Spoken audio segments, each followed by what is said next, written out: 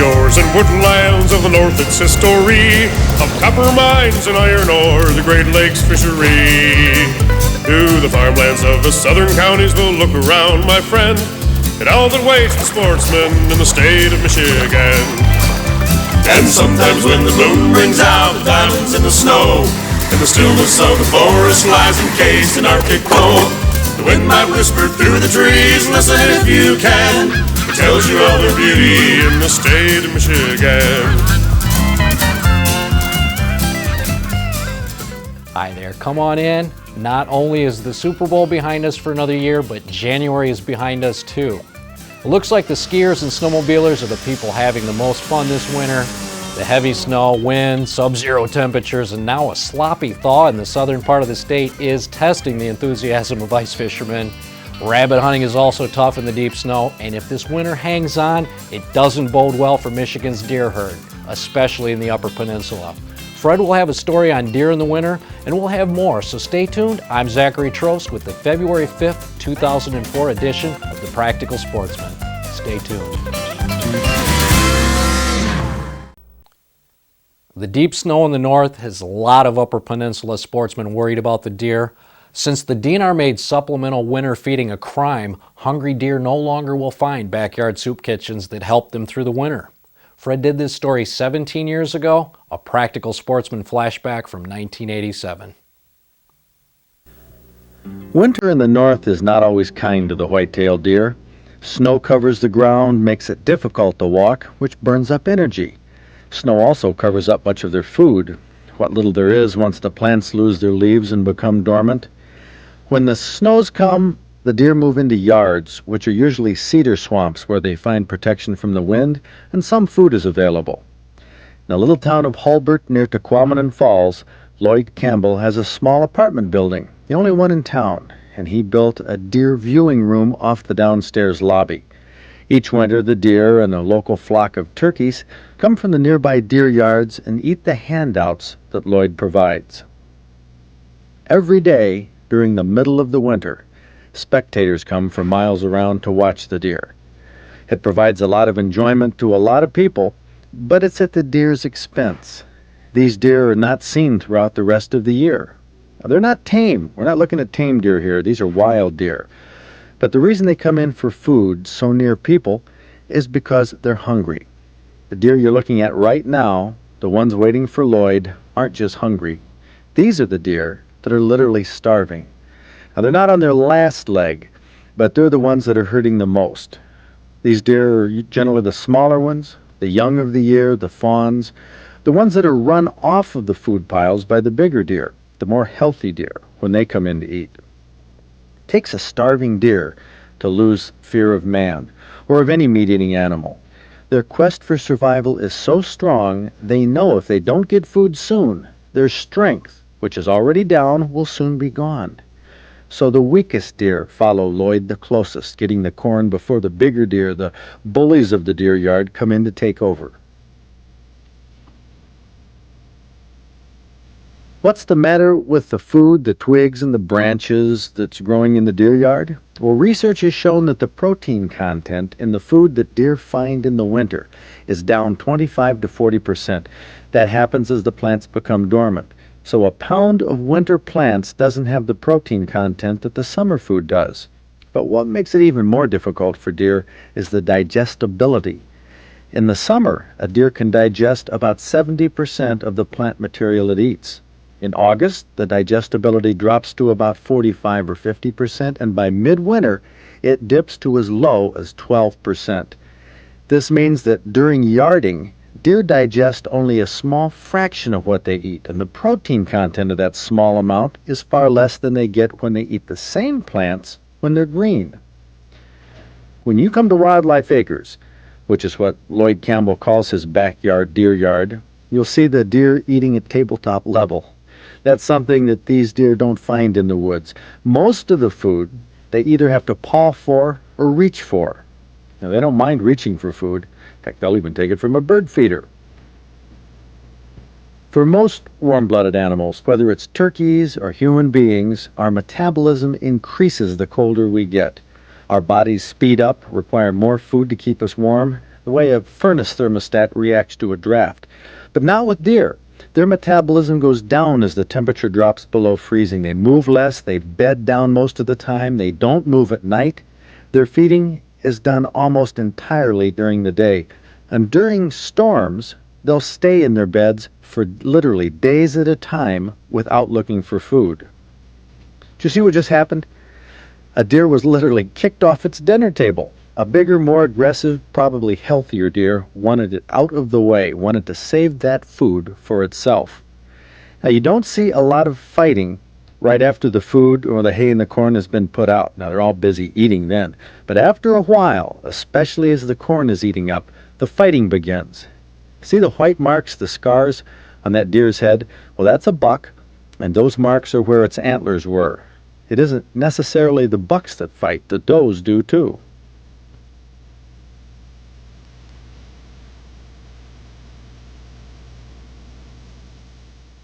These fights aren't playful. They're serious. Watch this in slow motion. I'll back it up. See if it doesn't remind you of prize fighters.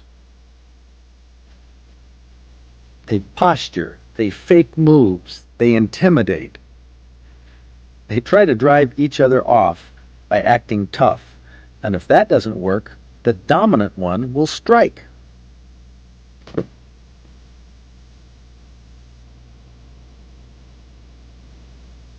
These blows with their sharp hooves are serious. They've gotta hurt. The hair flies. In slow motion, you can see the kick to the upper ribs knocks off a chunk of hair to the ground. And that's all that's needed to drive the weaker deer away. It moves away and contemplates where it can go, what feed pile it can go to, without starting another fight. You don't think these fights are serious, that they take energy and increase the pulse of the deer? Well, the one that was driven away is hyperventilating. It's an indication of stress. And deer under stress, especially hunger in the winter, are not kind to each other. They don't want to share. They don't want to let their weaker brothers and sisters eat the limited food that's available. And when they fight, they'll often stake out a territory. Watch them clear out the space around them. Not just enough room to eat, but they try to drive the other deer clear off the whole food pile. You might call it greed. Deer call it survival of the fittest. This story was taped 2 winters ago at Wildlife Acres in the little town of Holbert near Tequamanen Falls in Michigan's Upper Peninsula. The public is welcome to watch the deer through the picture window of the apartment building on the north side of town. 2 winters ago, hundreds of deer came in for handouts. Last year, hardly any. This year, well, it's been sparse, but in recent weeks, the numbers have been building. It's a real dilemma for deer lovers, because when you don't see the deer coming around, you know they're getting enough to eat. But when they do show up, you know that deer are starving in the woods. It's a classic winter dilemma for people who enjoy seeing white-tailed deer in Michigan outdoors.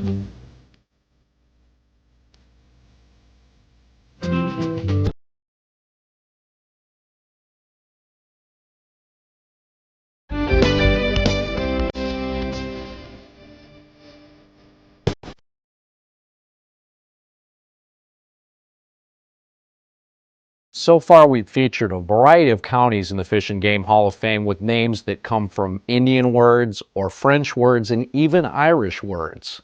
The name of this week's county didn't come from a foreign word. It simply was named in English after the terrain. Here's our quiz question of the week. In the language of topography, what is a dale? D-A-L-E. Well, a dale is an elongated depression in the earth that is commonly found between mountain ranges or hills. In other words, a valley. The county that has hills and valleys, or hills and dales, that's Hillsdale County, right down here next to the Ohio border. Hillsdale County doesn't have any mountains, but the highest hills are about 1,250 feet above sea level. This area was first settled by Jeremiah Arnold, who moved here from New York in 1834. 5 years later, the county was organized at the same time that one of the last remaining Michigan Indian tribes that inhabited the area was relocated to Iowa. Some of the Indian names can still be found down there. Bawbeese Lake in southeastern Hillsdale County was named after the leader of the Potawatomi Indian tribes. In the 1840s, the town of Hillsdale prospered due to some construction problems by the Michigan Southern Railroad. For several years, the railroad line that was supposed to go on through ended at the town of Hillsdale, which was real good for local businesses. Hillsdale is the largest city in Hillsdale County, and it's also the county seat and the home of Hillsdale College, which has a historical claim to fame in the world of civil rights. It was the first college in Michigan to admit women. Besides its hills and dales, Hillsdale County has another geographic oddity called Tri-State Corner. That's the point where 3 states intersect: Michigan, Indiana, and Ohio. This is the only spot in the Midwest where 3 states meet that does not involve a river. A stone monument is erected 130 feet north of the real Tri-State Corner because it's actually in the middle of a farm field. Hillsdale County has over 100 inland lakes and streams, including the headwaters of 5 rivers: the Grand, St. Joseph, and Kalamazoo rivers that flow into Lake Michigan, and the Raisin and Maumee rivers which dump into Lake Erie. Hillsdale County offers a lot to the practical sportsman, and it's a strong contributor into our Fish and Game Hall of Fame.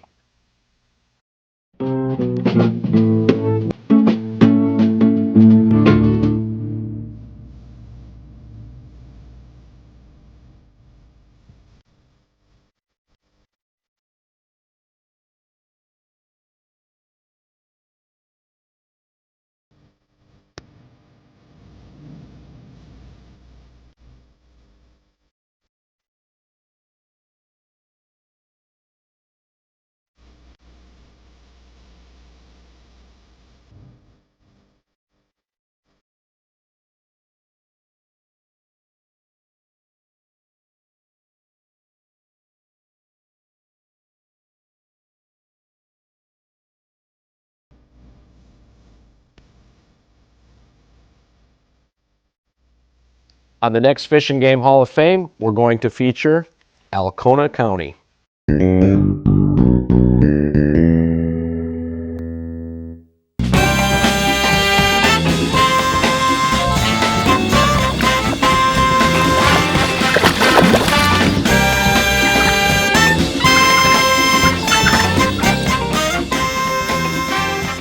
Well, if Bob Cox from Ortonville is a big enough man to shoot these things and bring them to the banquet, he can just hold them here. And it can't be that easy.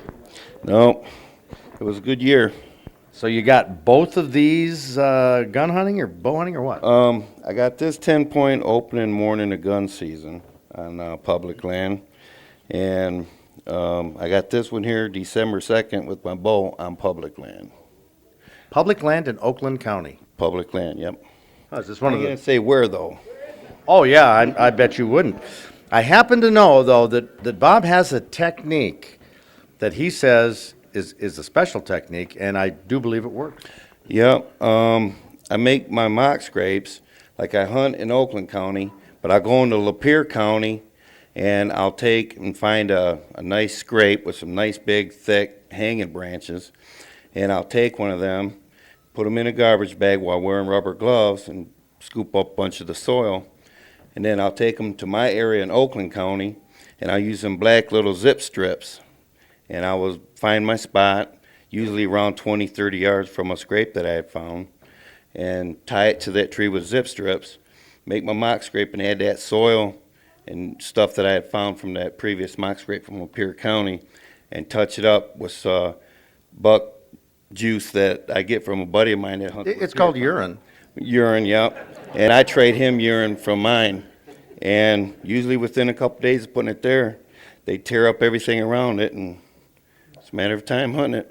Now, of course, you know, because you told me before on this, that these branches that hang over a scrape, they're called licking branches. And the deer rub them with their eyes and their nose and their forehead and actually lick them and nibble on them and leave some sort of scent on there that John Ozaga, deer biologist from Michigan for a long time, says that branch alone will attract a deer. Right, and I think it's, I'll get that branch from a different county, and it's like, who's in my neighborhood, And they tear up the trees around there. So it was a good year. He had a 20-inch spread, and this guy here had a 22-inch, and they both made CBM. So, and I got a nice buck last year that went into CBM also. Well, you're the man with those. Just think of all that transplanting. Once the DNR finds this out, that's going to be illegal. Well, that's why you got to use them zip strips. But I got three other guys, 3 younger guys in their 20s, that I've been teaching my hunting tricks the last couple of years, and they're finally starting to pay off for them. But it's nice to see the smiles on their faces when they finally get one. So I like, even if I don't get nothing, to be out there with them and teach them, that's all the fulfillment I need. Hey, well, that's a great story. You can give him a round of applause for that. That was good, because I just want to add one more thing, that when you start scooping up poop and taking it to that county, you've gone way too far. Well, pays off. Okay. Robert Cox from Ortonville. What a good story.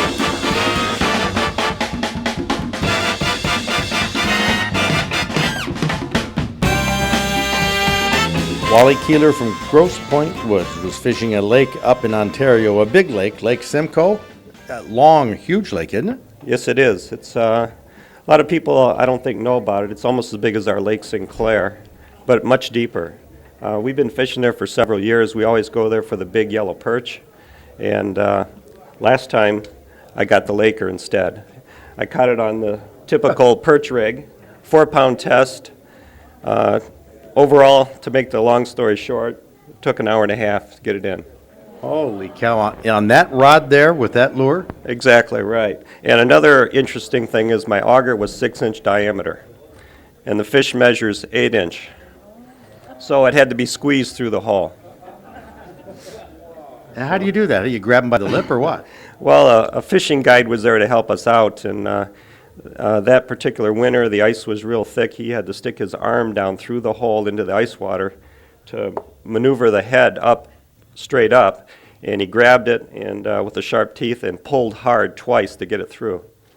So I think he cut his finger on the sharp teeth too, but it took a long time. But it was worth it, wasn't it? Oh yeah, very exciting. Man, I guess. Well, Wally Keeler from Grosse Pointe, that's a heck of a story.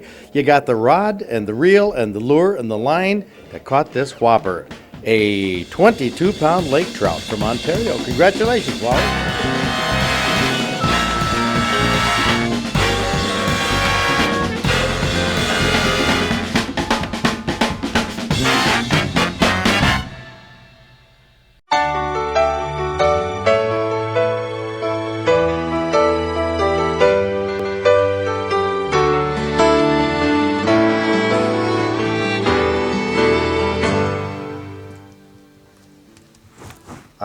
The dentist at work? Well, I don't know if you describe this as dental work. I'm actually just filling back in the cheeks here. Especially on bigger fish, there's so much meat still in the jaw that you need to make an incision down along the inside here and then clean it all out. And then in order to make it look real again, you need to fill in the where the meat was removed. And So there's inside the real head of a fish is an awful lot of meat and tissue. In different places there is. Back in all through the jawline. This all just shrinks up pretty much, but you go back over to refill it, and because it should literally flow up about that high. That's how much that shrunk down. And it's all been injected, so I'm not worried about it. But it's filled, inside the jaw, and then it runs into all the cheek is filled in through here. Filled with what? Well, whatever you want to fill it with. I mean, I use paper mache, and then I go over it with an epoxy to, get it smooth and more sculpted. But,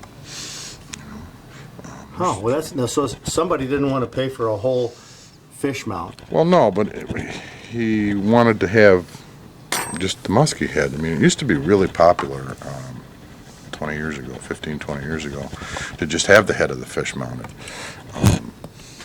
And guys used to just take and nail them up on the tree, and they'd dry up and shrink up, and it's rather unique. What's in the back? Oh, just like on a deer mount. Just like on a deer mount, you put a piece of plywood in there so that you got something to screw it to, and we're going to take this fish and put it on a piece of driftwood and hang it on the wall. But now, it looks like there's a lot of fangs there, a lot of teeth. Yeah, there's a tremendous amount of teeth there, and when you stick your hand inside there, you realize that right away. He's even got, his tongue is covered in teeth. And fish need that to be able to, once they clamp onto their prey, to be able to hang on to it and then work it back down into their throat. And he's even got teeth in his throat, if you can see down in there. see in there, but that's really amazing. So it looks to me like you still have quite a bit of work to do. I on do it. have a lot of work to do on it still. Just a little old measly fish head. Yeah, but I think I'd rather mount a deer head and about the same amount of time in it. Just, but this is something the guy wanted, and he'll treasure it all. It's a nice fish.